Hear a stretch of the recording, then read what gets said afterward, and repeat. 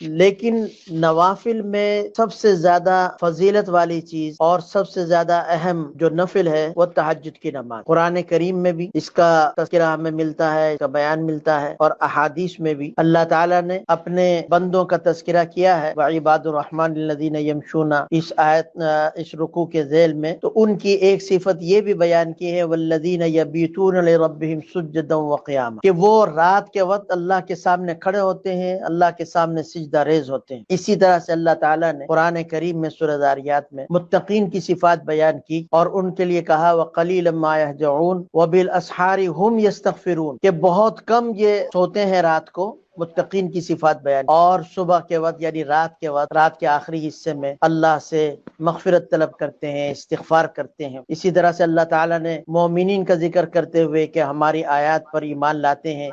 ان کا تذکرہ کرتے ہوئے فرمایا تتجافى جنوبهم عن المضاجع يدعون ربهم خوفا وطمعا، کہ ان کے پہلو اپنے بستروں سے جدا ہوتے ہیں اور وہ اپنے رب کو پکارتے ہیں، ان سے دعا کرتے ہیں، خوف اور امید، ڈر کے ساتھ بھی اور امید کے ساتھ بھی، کہ ان کو اللہ کا ڈر بھی ہوتا ہے اور اللہ کی رحمت کی امید ہوتی ہے۔ یہ مومنین کی صفات بیان کی۔ تو رات کو ان کے پہلو اپنے بستروں سے جدا ہوتے ہیں، یعنی وہ رات کو اٹھ کر اللہ کے سامنے سجدہ ریز ہوتے ہیں، اللہ کے سامنے دعا کرتے ہیں، استغفار کرتے ہیں۔ یہ قرآن کریم نے مومنین کی، متقین کی اور رحمان کے جو نیک بندے ہیں ان کی صفات میں تہجد کا ذکر کیا ہے، اس طرح سے کہ وہ رات کو کھڑے ہوتے ہیں۔ خود حضور اکرم صلی اللہ علیہ وسلم کو اللہ تعالی نے فرمایا اقم الصلاۃ لدلوک الشمس الی غسق اللیل وقرآن الفجر ان قرآن الفجر کان مشہودا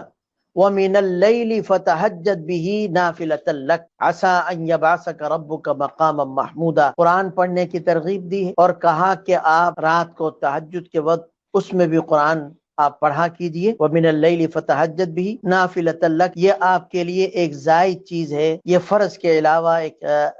نفل چیز ہے۔ تو تہجد میں قرآن پڑھنے کی ترغیب دی ہے اللہ تعالیٰ نے ان آیت میں، اور اس کے بعد یہ فرمایا وَعَسَىٰ أَن يَبْعَثَكَ رَبُّكَ مَقَامًا مَحْمُودًا، اور عن قریب اللہ تعالیٰ آپ کو مقام محمود پر فائز فرمائیں گے۔ اس آیت سے اندازہ ہوتا ہے کہ تہجد کی نماز اس کو خاص مناسبت ہے مقام محمود سے، کہ اللہ تعالیٰ کل قیامت کے دن حضور اکرم صلی اللہ علیہ وسلم کو مقام محمود پر فائز فرمائیں گے۔ تو جو شخص تہجد کو اپنے معمول بنائے تو امید ہے کہ اس کو اس مقام محمود میں شاید حضور اکرم صلی اللہ علیہ وسلم کی کوئی رفاقت یا آپ شفاعت نصیب ہو جائے، کیونکہ تہجد کی نماز کو مقام محمود سے ایک مناسبت معلوم ہوتی اس آیت کے ذیل میں۔ اسی طرح سے اللہ تعالیٰ نے سورہ مزمل میں آپ صلی اللہ علیہ وسلم کو فرمایا قم اللیل الا قلیلا نصفہ او انقص منہ قلیلا او زد علیہ، کہ آپ رات کو کھڑے ہوئے رات کے نصف حصے میں، یا اس سے کم یا اس سے کچھ زیادہ، تو رات کو کھڑے ہونے کی ترغیب دی ہے حضور اکرم صلی اللہ علیہ وسلم کو اللہ تعالیٰ نے، اور اس کا حکم دیا ہے۔ جب تک نماز فرض نہیں ہوئی تھی تو اس وقت تک حضور اکرم صلی اللہ علیہ وسلم تہجد کی نماز پڑھا کرتے تھے، اور تہجد کی نماز آپ پر فرض تھی۔ بعد میں یہ حکم منسوخ ہو گیا جب 5 نمازیں فرض ہو گئی، تو علماء نے اس پر بحث کی ہے کہ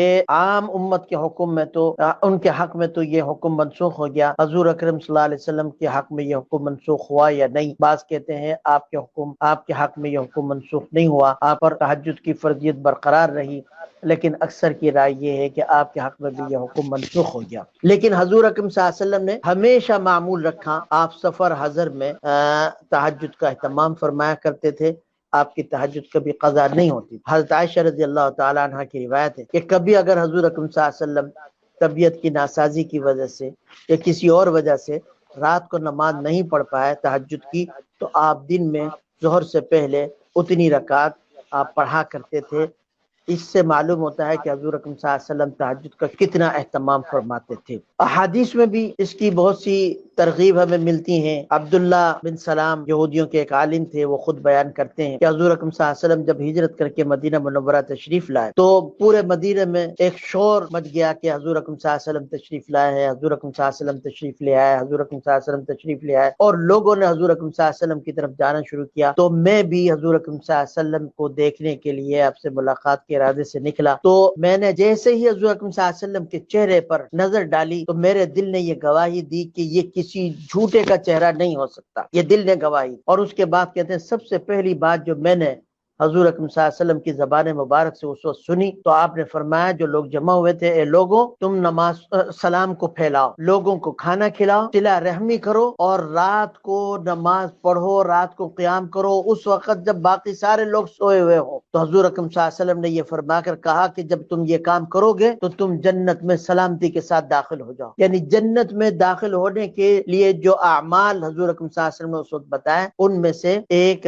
رات کے وقت کھڑا ہونا، قیام کرنا، نماز پڑھنا جس کو تہجد کی نماز کہتے ہیں۔ حضور اکرم صلی اللہ علیہ وسلم نے فرمایا کہ تم رات کے وقت اٹھ کر نماز پڑھا کرو، اس لیے کہ یہ تم سے پہلے لوگوں کی، نیک لوگوں کی عادت ہے، یعنی اس سے پہلے جو صلحاء اور جو انبیاء گزرے ہیں ان کی بھی عادت رہی ہے کہ وہ نماز تہجد کی پڑھا کرتے تھے۔ اور اس کے بعد کہا کہ یہ تمہیں اپنے رب سے قریب کرنے والی ہے، یہ نماز تمہارے گناہوں کو کفارہ،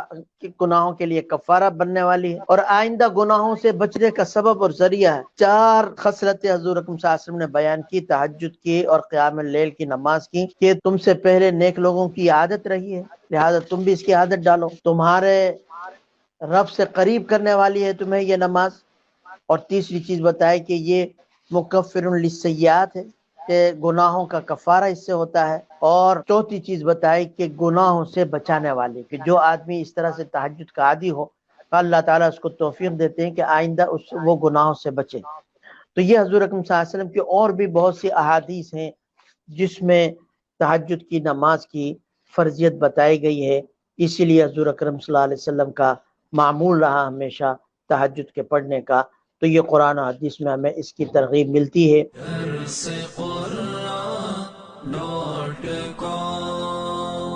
www.darsequran.com